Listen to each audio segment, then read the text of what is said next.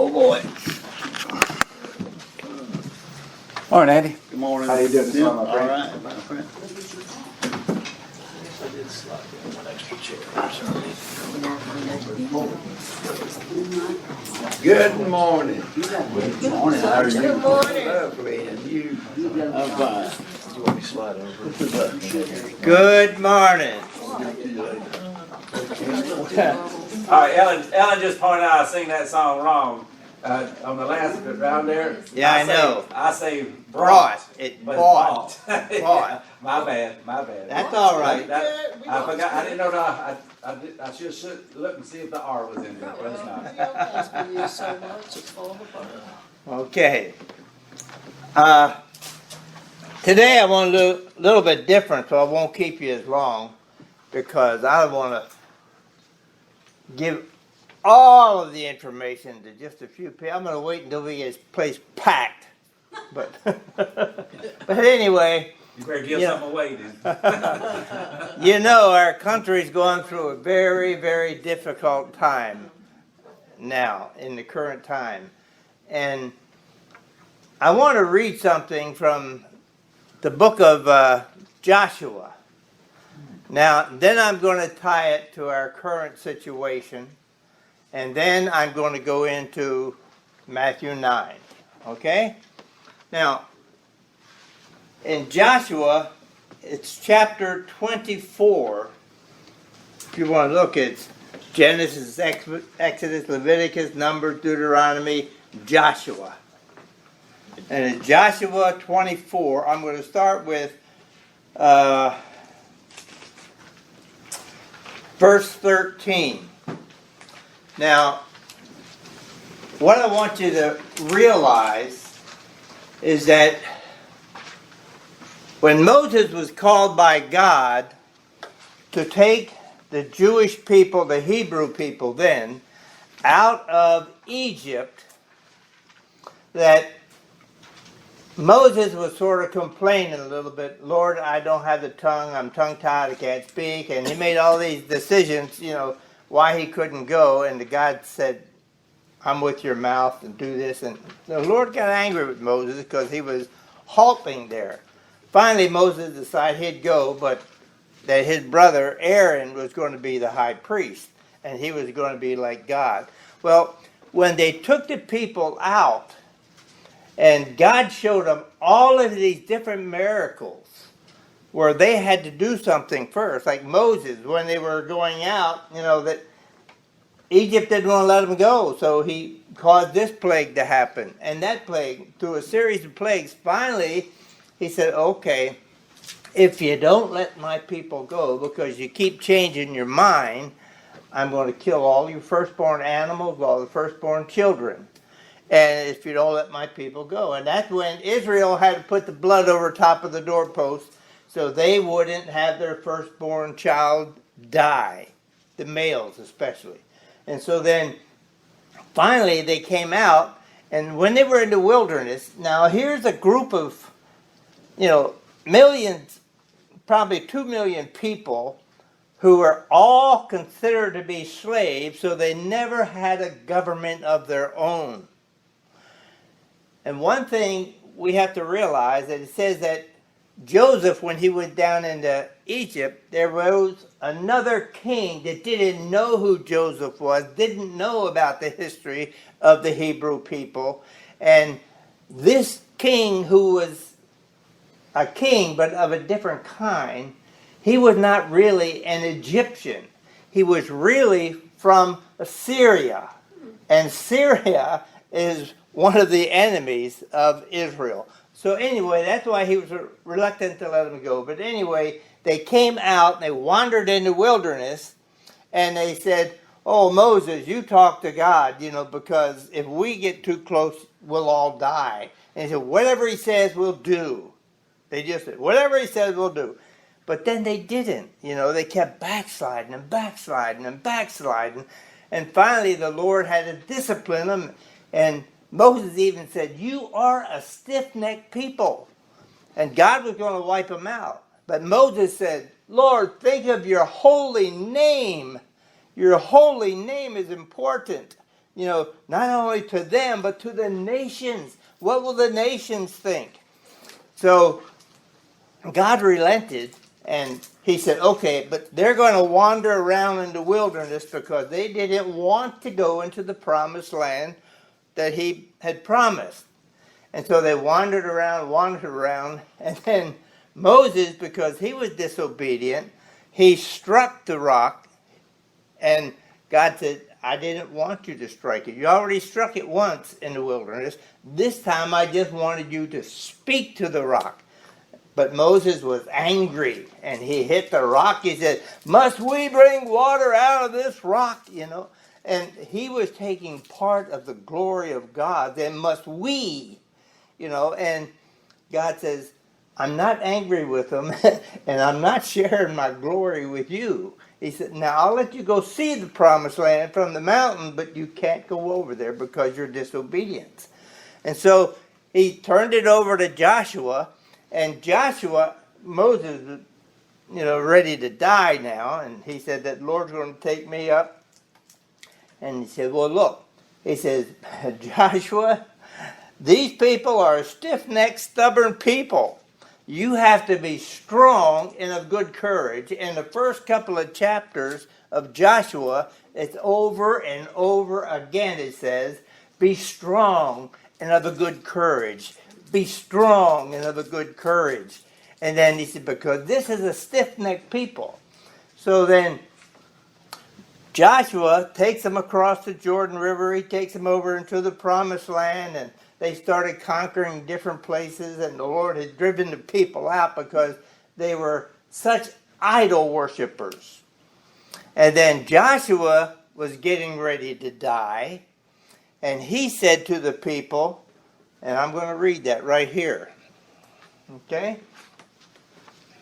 In verse 13, he says, and this is the Lord talking, and Joshua is relaying this. He says, and I have given you a land for which you did not labor, and cities which you did not build, and you dwell in them, of vineyards and olive yards which you planted not, but you do eat the fruit of.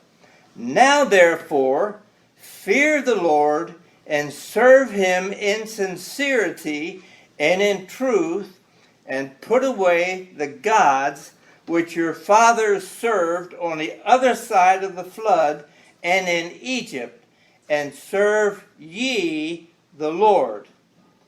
And if it seems evil unto you to serve the Lord, choose you this day whom you will serve, whether the gods which your fathers served that were on the other side of the flood, or the gods of the Amorites in whose land you dwell. But as for me and my house, we will serve the Lord. And the people answered and said, God forbid that we should forsake the Lord to serve other gods. For the Lord our God, he it is that brought us up and our fathers out of the land of Egypt, from the house of bondage, and which did those great signs in our sight, and preserved us in all the way wherein we went, and among all the people whom we passed. Now, what I want you to see, the people made promises to Moses. Oh yeah, we're going to keep the law. No matter what he said, we're going to do it. But they didn't do it. They kept backsliding. And then they thought they wanted something tangible. And what we don't realize is that behind the idols, there are always demons that are ready to be able to move in. And that's why you see in the Lord's day, there's so many demons that had to be cast out of people. Because they started believing in their gods, because the gods would provide their needs, but it was really the demons. So we see here that the Jewish people didn't listen to Moses, and God had to discipline them. And so when Moses transferred power over to Joshua, and Joshua led them for a while, and he says, now, choose you this day whom you're going to say, oh, we're going to serve the Lord. But when Joshua died, they didn't. And then they started having judges. They were crying because they were being persecuted by the people they were supposed to get out of the land. Now, what I'm trying to say here is that we have a generation of children that have never known a lack in their life, just about. And they don't know about the wars of World War I or the Civil War. They just know, oh, it's something in the history, you know. But they have never really had to face up to that type of a hardship. But it's going to be coming to our land. And the reason our forefathers came here, they wanted to have a nation where they could worship God as they wanted. They did not want the legalist department to come in and tell them what they could and couldn't do. That's why they left England. So, but you see these different countries all along the way started losing their power because they got further and further and further away from God. We see that over in Germany with Martin Luther's Reformation.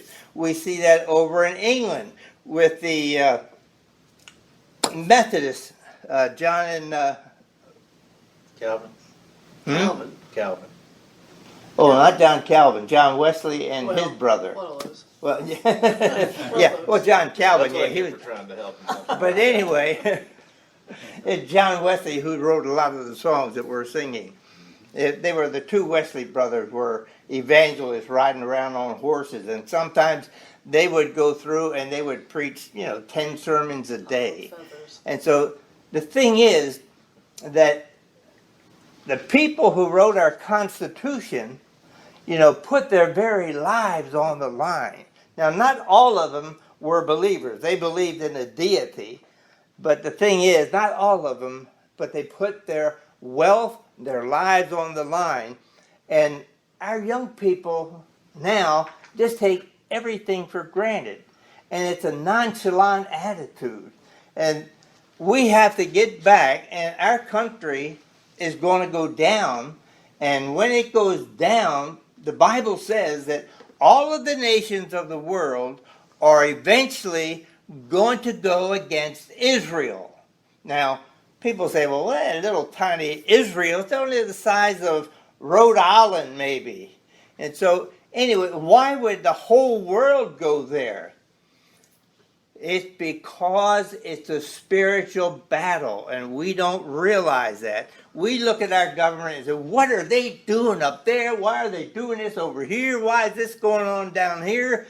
And we have a spiritual battle that Satan wants to destroy Israel, because if he can destroy Israel, then Jesus might not have an opportunity to come back because there'd be no more people. But not only that, he wants to destroy all of the Christians.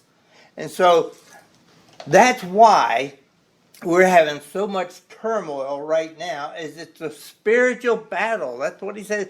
We're not fighting against, people. We're fighting against powers and principalities and rulers of the darkness. So we see this happening in our country, where we have to decide whether we want freedom or whether we want socialism, whether we want a dictatorship. And that's the way we're going. Now, we struggle because as Christians, we are supposed to serve. We are supposed to help the needy, help the weak, and we're supposed to pray for our enemies. Do good to them that despitefully use you, as they were saying here in Matthew. And that is hard for us to do. But God says he is working out his own purpose. We are supposed to pray for those that are in authority over us, even if we don't like what they're doing. But we still have to pray for them, that God would open their eyes and lead them in the paths that they should take in order to do us good. And so God says he's working out a purpose.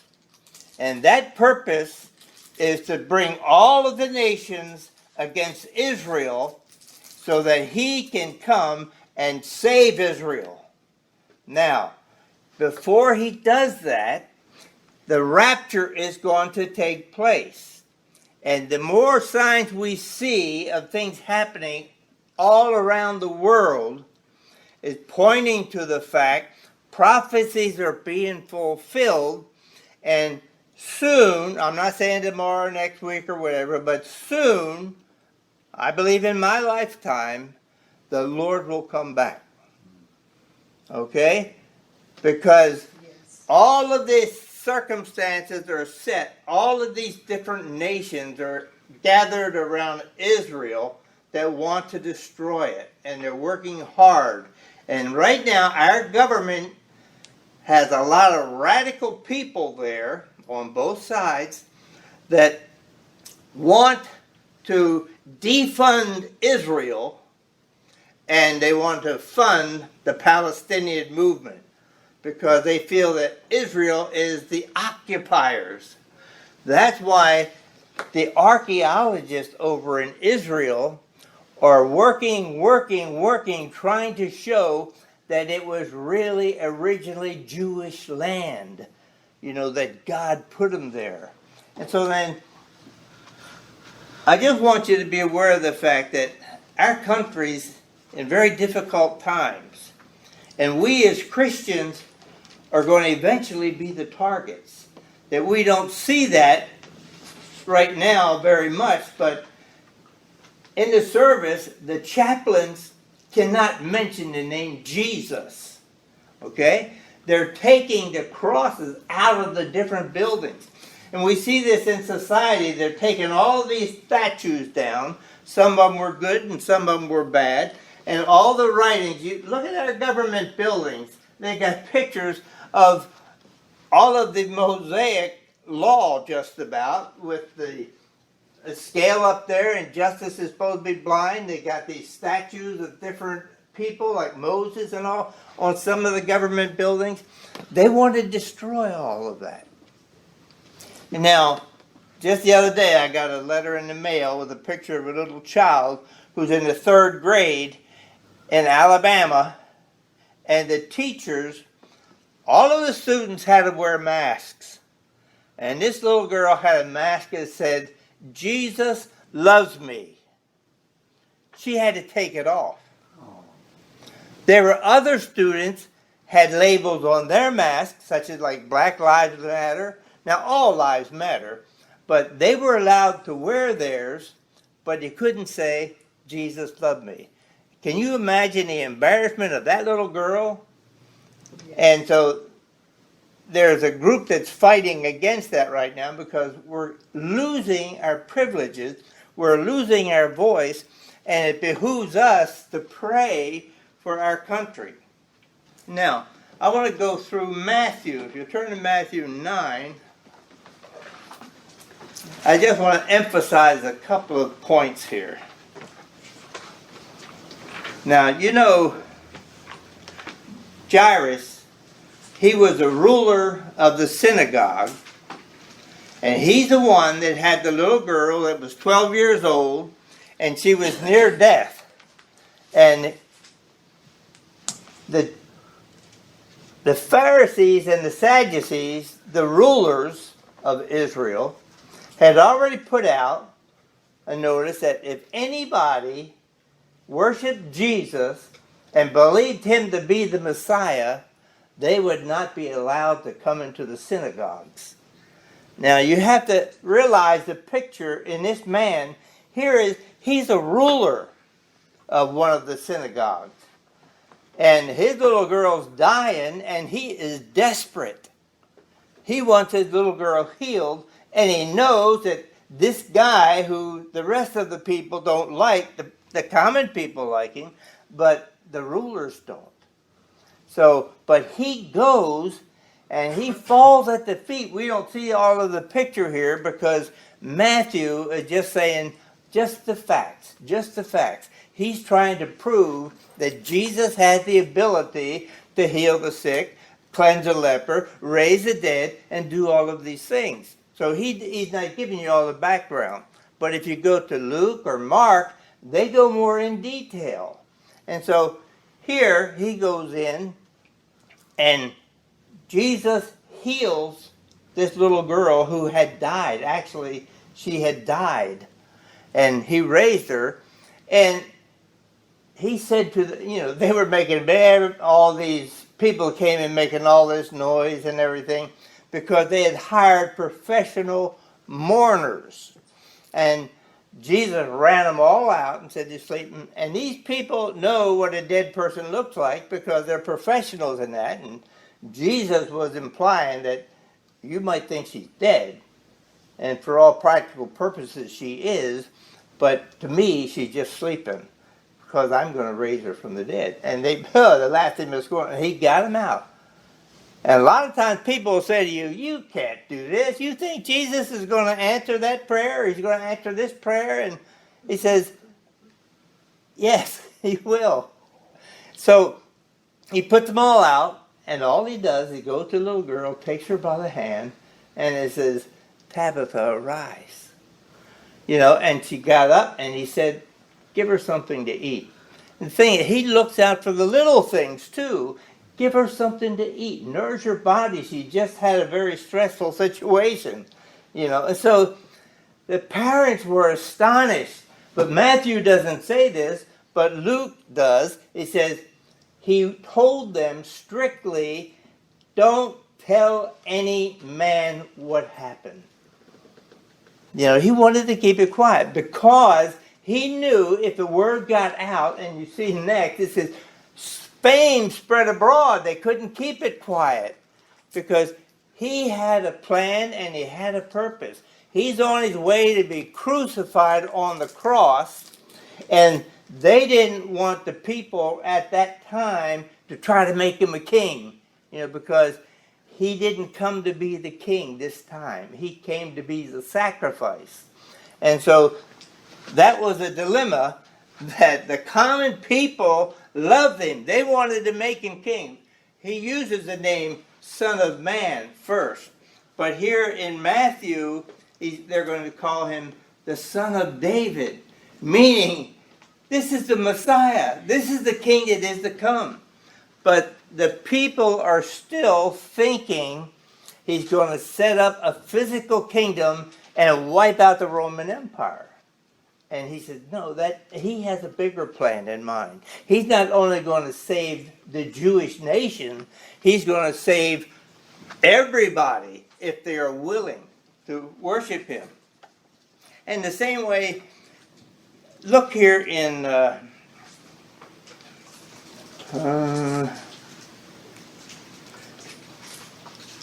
verse 24 of chapter 9.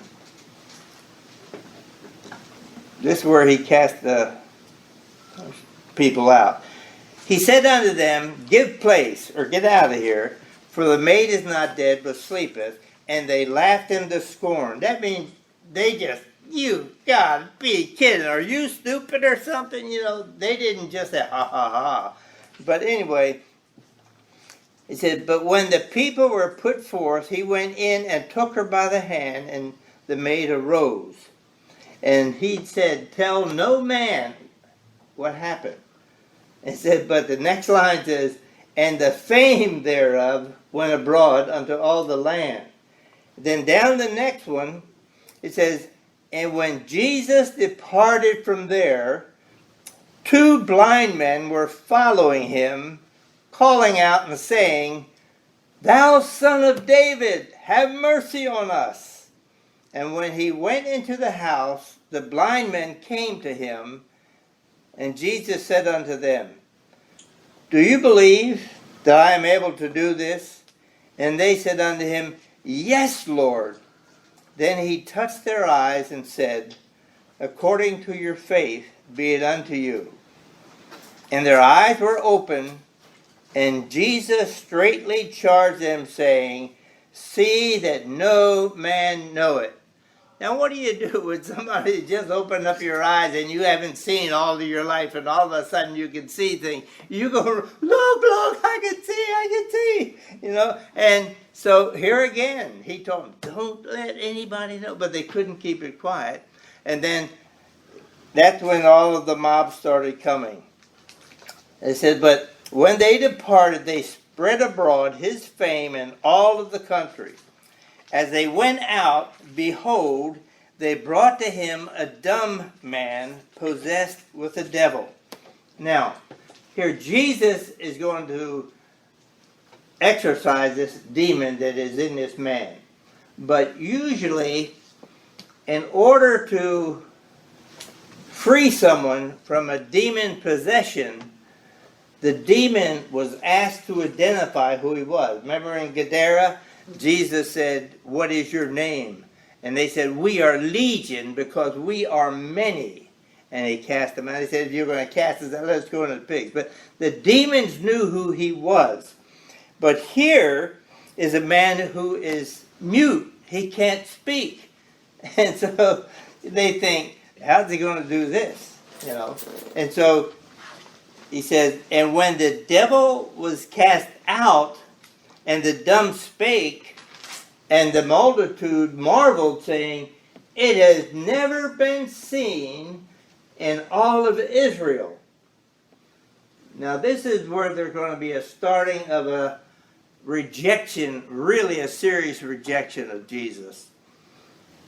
But the Pharisees said, he casteth out devils through the prince of devils, meaning Beelzebub, or the Lord who's in charge of all of the demons. And so that is the first mistake. Here he doesn't say too much. Jesus says, then he went about all the cities and villages, teaching in their synagogues and preaching the gospel of the kingdom and healing every sickness and every disease among the people.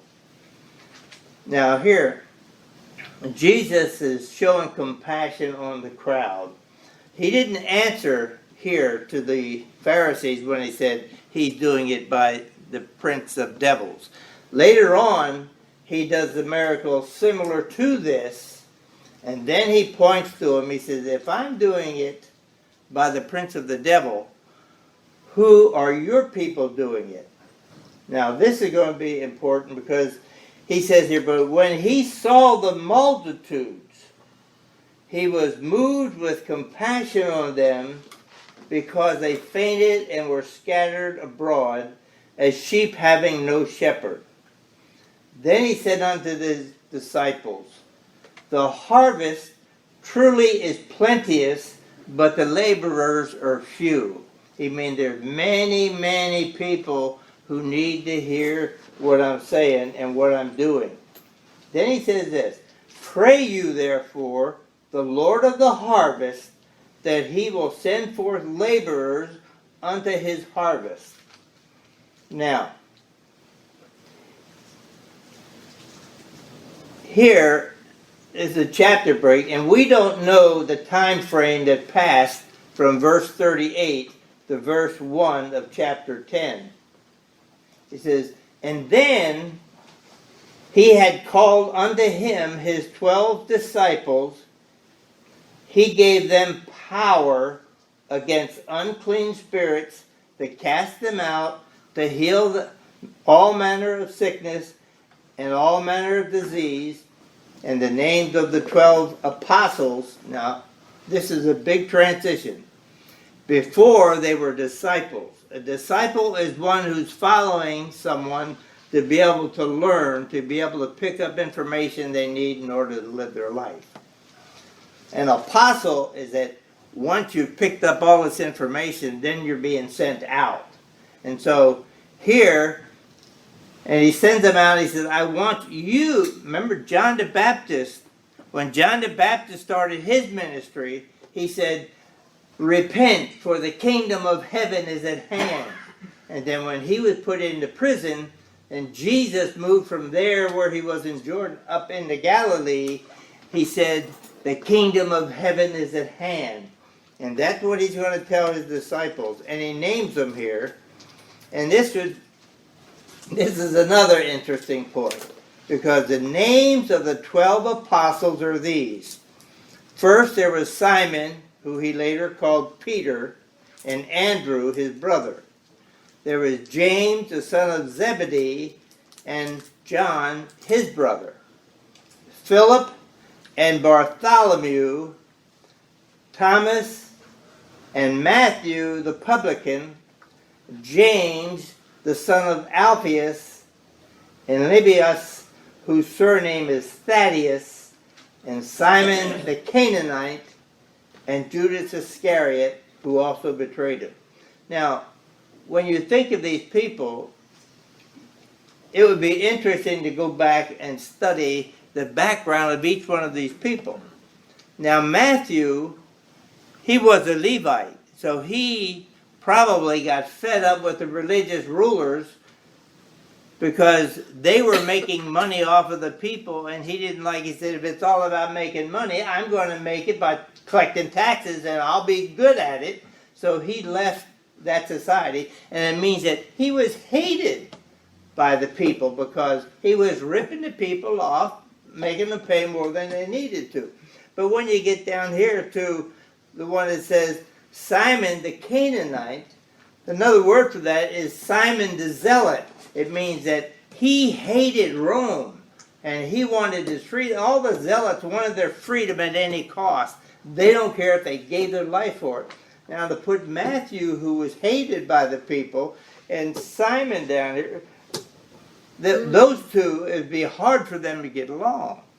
And then when you get Peter, who is so boastful and arrogant, you know, he takes the Lord aside and says, Lord, let me tell you, that's not how this kingdom is going to work, you know. And Jesus had to say, get behind me, Satan, because he said, he knows he's got to go to the cross. And Peter said, I'm trying to help you here, Lord. But he wasn't. So the thing is that he didn't have a bunch of do-gooders, you know, working for him. He didn't have a bunch of yes men working for him. So he had to put up with this conflict in his people all the time, like James and John, when they were even going down to the feast and they were going through this certain town.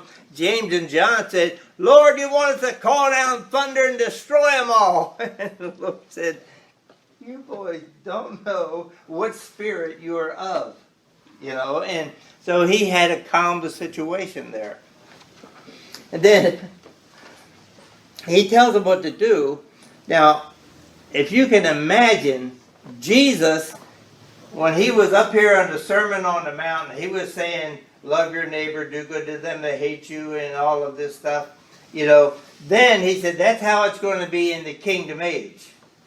And then, now he's going out in the earlier chapters of 8 and 9, and he's doing everything. He's healing the sick. He's cleansing the leper. He's doing all of these things.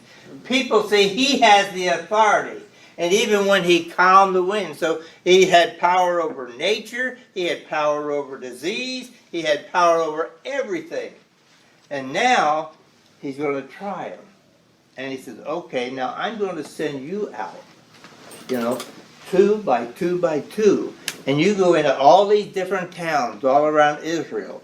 And he says here, these 12 in verse 5, these 12 Jesus sent forth and commanded them, saying, go not into the way of the Gentiles, and into any city of the Samaritans enter not, but go rather to the lost sheep of the house of Israel. See, the Samaritans were left behind, you know, in the whenever they were sent into captivity into Babylon. And the Samaritans, some of them had mixed marriages in with the people. You know, the Babylonians, when they would capture people, they would put some from this group over in here and some from that group over here. And so it was a hodgepodge of people there. And so they couldn't really get together to form a government to go against Babylon. Well, that's one of the things here. He's saying, don't go in the way of the Samaritans or the Gentiles, because he is offering the kingdom right now to the Jewish people. Then he says here, and as you go, preach, saying, the kingdom of heaven is at hand. And he says, heal the sick, cleanse the lepers, raise the dead, cast out devils. Freely you have received, freely give. Then this is the kicker. He says, provide neither gold, nor silver, nor brass in your purses, nor scrip for your journey, neither two coats, neither shoes, nor yet staves, for the workman is worthy of his hire. And he said, look, I'm going to send you out to these houses. You go there and you ask who in this city is worthy to hear the message. It's like, who are the most honorable people in there? And he said, you go in, and if they invite you into the house to stay, stay there. Look, he says, and into whatsoever city or town you shall enter, inquire who is worthy, and there abide till you go. And when you come into a house, salute it. And if the house be worthy, let your peace come upon it. But if it be not worthy, let your peace return to you. And whosoever shall not receive you, nor hear your words, when you depart out of the house or the city, shake off the dust of your feet. Verily I say unto you, it'll be more tolerable for the land of Sodom and Gomorrah in the day of judgment than for that city. Now here he's talking about the judgment. Now Sodom and Gomorrah have already been destroyed, but there's coming another judgment that's going to come. And he said, behold, I send you forth as sheep in the midst of wolves, and ye therefore be wise as serpents and harmless as doves. He's saying, don't go there. You know, for instance, like the Muslims now, what they do is they want to conquer, and they want their caliphate to be the state, and they conquer by the sword, either become Islamic or die. You know, he says that's not the way it is. You're going to have a peaceful thing. But we're going to get a little touchy here a little bit later on. He says, verily I say unto you, it shall be more tolerable for the land of Sodom and Gomorrah in the day of judgment than for that city. Behold, I send you forth as sheep in the midst of wolves. Be you therefore wise as serpents and harmless as doves. But beware of men, for they will deliver you up to the councils, and they will scourge you in their synagogues, and ye shall be brought before governors and kings for my sake, for a testimony against them and the Gentiles. He says, you're going to be persecuted by some of these different leaders that are supposed to be the religious leaders especially. They're going to persecute you and put you in jail. They're going to beat you and all that. And Peter and Paul and all of those apostles. You know, he said, but 19. But when they deliver you up, take no thought how or what you're going to speak, for it shall be given you in that same hour what ye shall speak. For it is not you that speak, but the Spirit of your Father which speaketh in you. Now, one good example of this is Peter. When you think of Peter, you know, that he was bold and brash and everything, but when Jesus was there to be crucified, and he was there warming himself by the fire, and the little girl said, you're from Galilee too, aren't you? No! You know, and he denied the Lord 3 different times. I don't know the man. You know, and then Jesus had told him he was going to deny him 3 times. And Peter said, not me, Lord. He said, they might, but not me. He thought he was strong in himself. And so whenever the Lord was there standing in the trial, Peter realized, and the Lord looked at him, and he went out and he wept bitterly. But then we see that Jesus, when he was crucified, all of the disciples were really down, you know, thinking, man, there goes our kingdom. But they forgot that the kingdom was not to be there now. It's coming later. And they were supposed to cover, when they went out 2 by 2, to go to all of the cities of Israel. Okay? And before the Lord comes. And that's the key part, is before the Lord comes. Now, I think that after the church is taken out of the world, there's going to be that 144,000 and 12,000 from each tribe that are going to be evangelists. And that's when they are going to accomplish that. And that's where the Antichrist and all of the different nations are going to come against them. And they're going to go down to Petra, or they're going to go down to Basra, because over in Zechariah, it talks about who is this that comes out of Basra and his robes are red like blood, you know. And it's the Lord, because he has come back to fight for his people. And that is going to be during the right after the Great Tribulation. Now, we're setting up now for the false prophet and the Antichrist to take over. You know, and so I believe that our country, I don't want it to fall, but we're going to fall in such a way because we are in such confusion in our government that our country has lost its power, it's lost its witness, you know, everything about us, you know. We've deserted some of our most fervent allies. So, but we have to realize that God said this is going to happen, and it's happening during our time. So we as believers have to be strong in our faith and realize that we have to pray that God would spare us during that time of trouble and trial, and that we would be able to hold on until we are raptured out of here. But I think that is the important thing for us to know and be aware of the fact that there are going to be very, very difficult times to come. And the Lord said, but we have to endure to the end. Now, Les, do you think that the word disciple was really changed? I mean, they were disciples as long as they followed Jesus. But now that Jesus gave them the Great Commission here, don't you think they became apostles? Yeah, that's what it says there. Yeah. It said, and that was a great change. They were followers to learn. Teachers. And then he called, and he said the name of the 12 apostles, and he named them. And that's the thing, is now that they were coming in to learn, but now he says, I'm making you apostles to go out. And that's what apostle means, is a sent one. You know, so, and to be an apostle, you have to have seen Jesus. To be an apostle, I read this last night, to be an apostle, you have to have seen Jesus in the flesh. Yeah.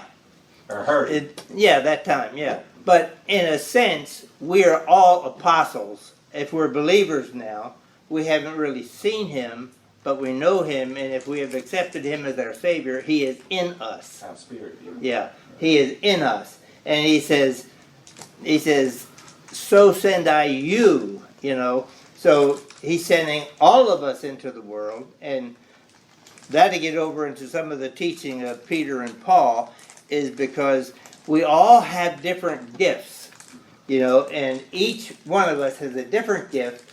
And he says, where the Bible says that we are his workmen created unto good works. And what he says, you are a poem that God is writing a message through your life. And he says, sometimes we hit the sour notes of the poem when we try to sing it, but sometimes we hit the good notes of the poem when we're trying to sing it. But he says, each of you has to find out what God's will is for you specifically, because he put you there in a specific place for a purpose, that you can be a witness to let him be known to all of the world. And, you know, it's amazing, and I'm going to close with this, it's just how little tiny things that you're not even aware of, how you can affect so many people. Is that we were talking over at Sharing God's Love the other day, and we're saying, this guy came up and he said he's going over to Krispy Kreme and he's got to pick up 50 dozen donuts that they're giving out for Christ Central Church downtown, as well as Oliver Gospel. And so I said, oh man, I love Krispy Kreme. And he said, oh, he said, you want some donuts? I said, sure. I said, I thought maybe I could bring them over here. I said, when you picking them up? He said, Thursday. I said, oh, they'll be stale by then. He said, but I'll give you some donuts. And he said, what do you want? I said, we only use 2 dozen. He said, how about 10? I said, 10 dozen? I never get 10 dozen, you know. And then we thought, well, we could probably take him over to the senior center where they have bingo for the seniors, and over at Lisa's place where they work with the Alzheimer's people. So I met him over there Thursday a couple of weeks ago, and 10 dozen donuts, free. Took him 5 and 5. Next time he said, how many do you want? And I said, 10. And said, 12? You know, what? And so 12. Took 6 over here and 6 over there. And then another time a guy was Pampers, you know, and bed liners for people who were incontinent. That fellow used to take him over to some of the nursing homes, and he said the nursing homes aren't taking them anymore because they're not all packaged up the way from the companies, and they had different contracts. So David's wife says, oh, she could take him out to her Anderson, or her mother's at a assisted living or nursing. And so then we said, okay, great. Then we found out that this is going to be a weekly thing. So then there's about 6 boxes of Pampers and diapers and pull-ups and all of this. And so we loaded them in the car and took them over to Seven Oaks. And so, I mean, it's just out of the suggestion, you know. And then you say, oh, man, I got to do this every week now. So you say, like he's saying here, you know, the harvest is great. You know, if we only put ourselves in an opportunity and meet the needs of those people. But I'm going to stop right here. He says,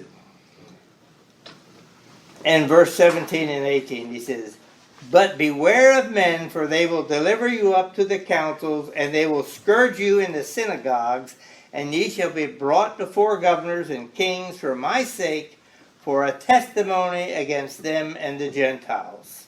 And so, you know, I want you to notice, he's saying here, go out, and he says, don't go in the way of the Gentiles, don't go in the way of the Samaritans. But once the Jewish people, we get to chapter 12 of Matthew, and it says that they're seeking a way to destroy him. Jesus they want to destroy. So when they're seeking a way to destroy him, then that's when he comes back and he says, you know, he more or less balls them out and chews them out. And then the next time he sends people out, he's telling his disciples, we went to the Jews first, they rejected it, so then we'll go to another one. And that's what the Lord is going to be saying here, that when he was talking about the wine and the bottles and the wineskins, he was saying there's going to be a new way of doing things, you know, that he came to fulfill the law, and now he's fulfilled the law because he was the perfect sacrifice on the cross. And then he's going to say that he wants his followers to go out to the Gentiles and to all of the world. And that's the thing that we have.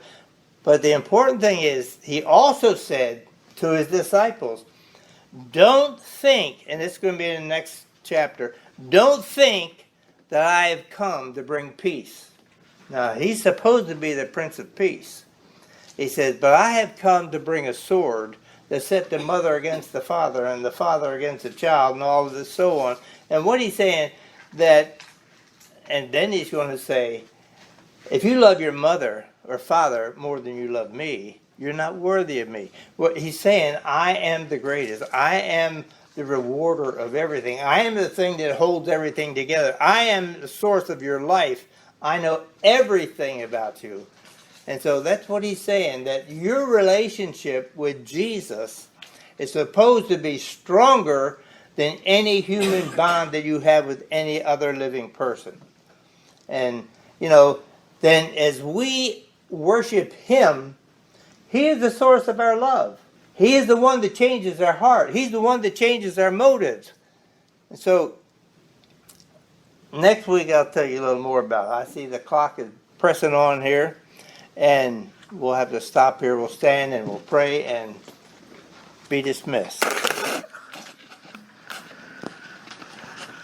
It's upside down. I couldn't read it.